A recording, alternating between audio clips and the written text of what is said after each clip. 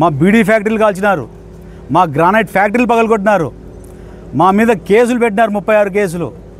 2004లో కాంగ్రెస్ ప్రభుత్వం వస్తానే PD act Cherlapalli jail పంపించడం జరిగింది నాకు జేసీ ప్రభాకర్ రెడ్డి గారు. మొన్న నేను నా కొత్త ఇంట్లో జాయిన్ అయ్యి దాదాపు 10 రోజులు అయింది. జాయిన్ అయిన తర్వాత మొత్తం మసీదులో అలౌన్స్ చేయించాను.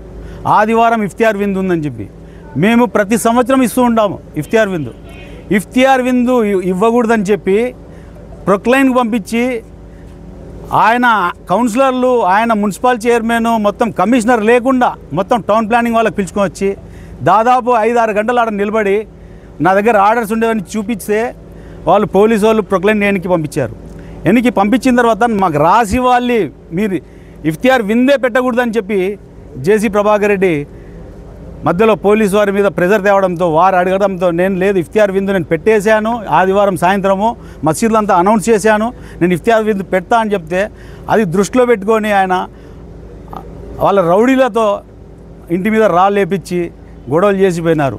ప్రొక్లైన్ తెచ్చినది ఆయన, రాళ్ళు లేపించినది ఆయన, కేసులు ఏమో మా మీద. ఇంత దౌర్జన్యం ఎక్కడ జరగడం లేదు. తాడిపత్రి ఒక్కటే దౌర్జన్యం జరుగుతుంది.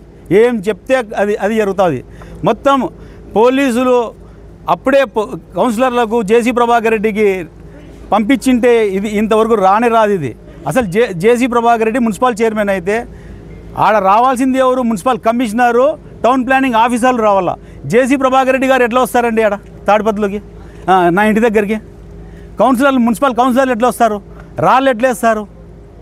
అసలు ఇది ప్రభుత్వం ఉందా? తెలుగుదేశం ప్రభుత్వము లేదా ప్రభుత్వమే లేదా?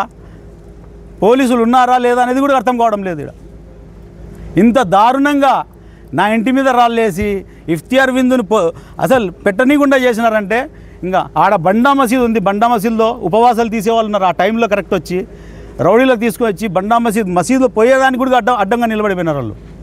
ఈ రకంగా దౌర్జన్యాలు చేస్తున్నారు జేసీ ప్రభాకర్ రెడ్డి గారు. రాజకీయం చేయండి, కానీ కక్ష సాధింపు చర్యలు చేస్తే ఇది చాలా రోజులు నిలబడవు. గతంలో కూడా చేసినారు మీరు. మా ఫ్యాక్టరీలు కాల్చినారు, నా గ్రానైట్ ఫ్యాక్టరీలు పగలగొట్టించినారు, నా కేసులో పంపించినారు, నాకు చర్లపల్లి జైలు పంపించారు. నాకు నా కుటుంబానికి ఏదైనా జరిగితే జేసీ ప్రభాకర్ రెడ్డే దానికి కారణం అని చెప్పి నేను తెలియజేసుకుంటున్నాను.